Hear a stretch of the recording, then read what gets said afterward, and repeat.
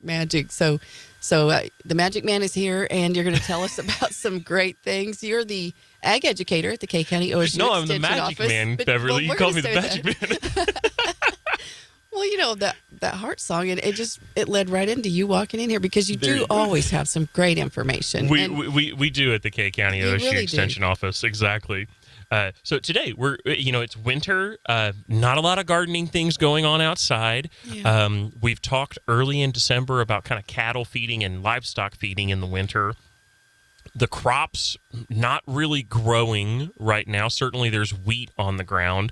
So what do? We take it inside because it's cold. So we're gonna grow things in, or worry about the things that we're growing indoors. Exactly. Okay. So we're going to talk repotting houseplants today. And hopefully a lot of our listeners out there have houseplants and are going, man, I've been procrastinating with that. And that would be me. Yeah. So I did it. Usually the week between Christmas and New Year's at the extension office is slower. Yeah. And I repotted a bunch of my succulents, I've got they actually call it a mother-in-law's tongue or a snake plant. Right. Have an asparagus. Grow outside. Huh? Those grow outside. Those will grow outside as well. They're great house plants. But they're hardy. They're kind of almost invasive outside, though. You got to watch them. And that's why they're great house plants. They don't have a chance to be invasive or anything like that. They'll stay in their pot, and they are hardy as can be. I mean, I've had mine for 8 or 9 years now. It grows very, very slow. In a pot, it does. So it's perfect. It doesn't change. So it's got a bad rap though for the mother-in-law's tongue because it's very sharp. Yes, it is. Yeah. I don't know why somebody would do that. But someone made a joke about they that. Didn't have a great mother-in-law. Maybe that was it. Exactly. So we need to know how to when and how. Yeah. So the first thing is choosing a new container. Okay. If a plant has been in a container for a few years and not grown a lot more, that may be time. We're thinking of that. Really, there's 2 options for house plants. There's plastic or clay. Clay pots are much heavier and harder to move. Can cause a couple of problems. You'll also, with clay pots, they almost always have holes on the bottom, so we'll need a saucer of some sort for a house plant. In order to, we lose water with it as well. Clay absorbs the water, so we'll have to water a little bit more frequently. Actually, air can slowly kind of flow through from the soil to that. But the benefit for clay pots, because they're heavy, if we've got a top-heavy plant or a small shrub that we're growing inside, that clay will keep it on the ground to where a light plastic pot would tip over or something like that. Now, what if you don't have a hole in the bottom of your pot for drainage? That causes a few complications with watering. We can get water that accumulates in the bottom too much, to where if you've got a hole in a saucer of some sort or a watering pan on the bottom of it, you can tell right away, water's going through it. We're done watering. So you might want to make sure you have a little hole if there isn't one in the pot then? Yes. Or buy a pot that has one already. I've got a few pots on like my desk and in my office or at home that are closed bottom. They're the types of plants, whether they're succulents, the mother-in-law's tongue, or something like that, where I don't water them very frequently at all. We're talking like once every 3 or 4 weeks. So you don't have to worry about that water running everywhere if you don't have the hole in the bottom. Yeah, I wouldn't recommend. On your desk or somewhere. It depends on where your plant's sitting too. Exactly. That's another thing we're going to talk about houseplants. Put them in a place and group them together. So all of your succulents and cacti should be together that only need to be watered once every 2 months. All of your, tropical plants, whether they're, like an asparagus fern or violets and stuff like that, they need to be over somewhere else where you water them more frequently. Don't mix them together because you get to watering a little bit. I have mine, and that's a good thought. Yes. Right there. Okay, I'm going to do that. You get to watering, and everybody gets a little water, and now you've got a succulent that's have you heard of overwatered. The air plant? Yes, I have. I killed an air plant. And I did water it. My daughter said, I got it from Whimsy downtown. They've got lovely plants down there, by the way, succulents, everything. But I killed it, I guess. I thought it was only once a month, maybe. Once a month. It doesn't. They're wonderful plants, and they're usually low often care. You water does really matter, though, too. So that's I'll a good idea to separate your plants. The number one killer of houseplants is overwatering. Okay, or underwatering. Almost positive. Yeah, you certainly, and usually you see the signs of it. It dries out, but overwatering is one of the number one killers of houseplants. So it might be good to have a schedule too. That's a certain day that you water. Then little sticky note or placard on the bottom of it, or something like that, or keep track of it, something like that, if you wanted to do. All right, number 2 is choosing a potting mix. So generally, or number 1, do not use garden soil. That is not a potting soil. Okay. Your potted plant will not appreciate it. We do want to use a potting soil or a potting mix of some type. Some type. It's going to be a lot more airy. Air is very important in the exchange of water and nutrients in soil. So we want it to be kind of light and fluffy. And it will settle over time. We can always add more soil. Everybody goes, oh, I don't want to put too much soil in, or I want to make sure there's enough. You can always add more to it to fill it in. So choose the right garden soil. If you've got cacti or succulent, get a type of variety that drains very well. Don't go buy the moisture lock variety or something. Buy a variety that drains really well, and usually they say cacti or succulent. Soil on it or something like that. All right, then we're going to decide if the plant is even pot bound. Does it need to go into a new container? Usually we'll see roots start poking up out of the top of the soil, or maybe through those holes, those drain holes that we had talked about. We start seeing some roots come out. That's when we know it's time to repot it, get it in a bigger pot. It's searching for more ground then at that point. Exactly. I've also seen where the roots just kind of circle around when you pull that out. Is that what that is? We call it root bound or girdling root. I've heard someone tell me that you can break those roots up before you repot. Is that dangerous? Or that is no? exactly what you want. Because I do that outdoors with those outdoor. But what about the house plants? It won't kill them. That is exactly what you want to do is break those roots up. Okay. Especially the ones that are going in a circle around the outside of the pot or where the soil was.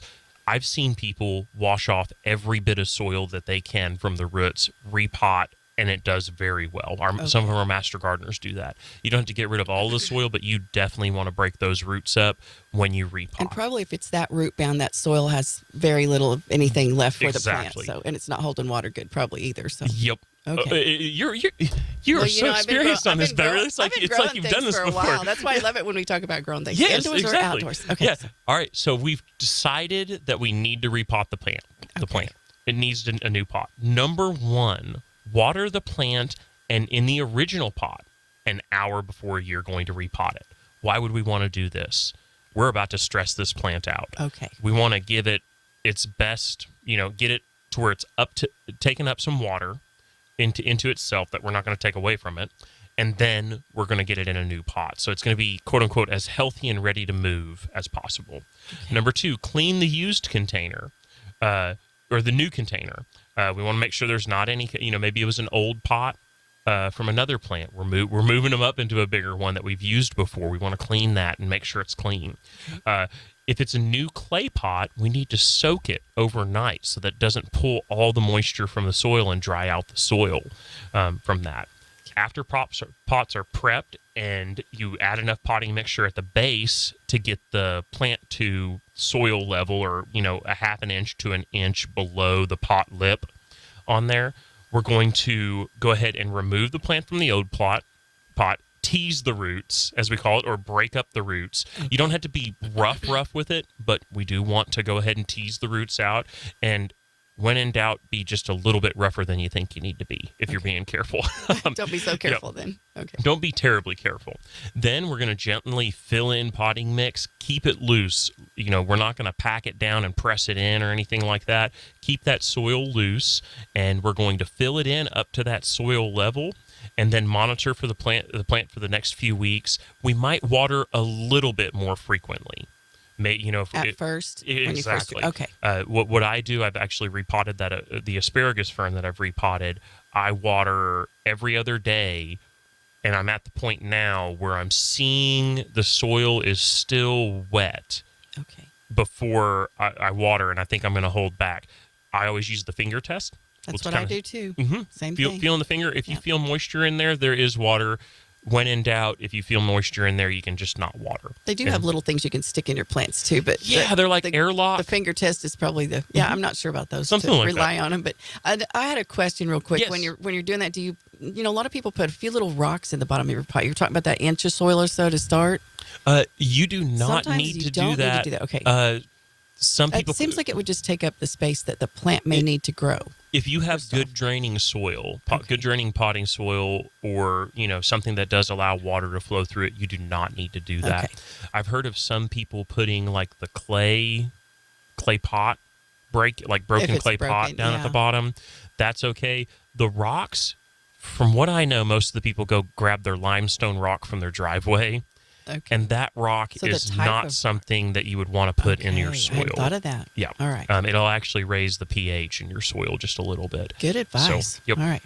But yeah, anyway, monitor the plant. And then once you start seeing that plant is growing more and taking over, you can know then that it's starting to get established, it's doing well, and you can get it right back on its normal watering schedule. All right. Good advice. And I need it. I was just thinking about, I told you the plant I have since my daughter went to college. It's actually not 4 years ago. That plant has probably been in there for, I don't know, maybe 6 years. Just 6 years. A little tiny pot, and it's a big, huge umbrella plant. Oh, my goodness. That's why I really needed this today. Perfect timing then. That makes me feel good that we timed it just right. I was worried I would kill it, or I don't know. I wasn't really exactly sure because it's been in there so long that I'm sure I'm going to see all those roots probably circling around. Exactly. Right, great advice. One more little note. We do have a event coming up in Nardin, Oklahoma at Farmer's Grain, at the grain elevator in town there. We are doing a feeder cattle calibration clinic. So if you've got a cattle feed hopper on the back of your truck, come by. We will help you calibrate it, measure, make sure we're feeding the right amount of feed.